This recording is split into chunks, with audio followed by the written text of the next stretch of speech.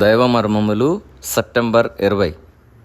సహోదరుడు భక్త సింగ్ గారి అనుభవంలో దేవుడు ఆయనకు బయలుపరిచిన మర్మములను అనుదినము పంచుకొనుట.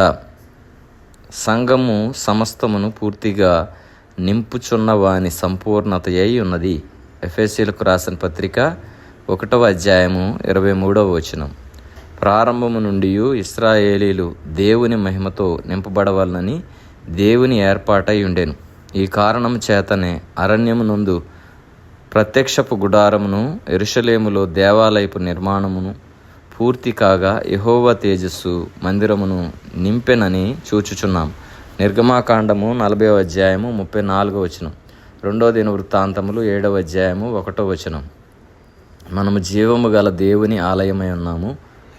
2 కొరింథీ 6:16. నేను వారిలో నివసించి సంచరింతునని దేవుడు అనుచున్నాడు. నిన్ను ఏర్పరచుకున్నటలో దేవుని ఉద్దేశం ఏమి?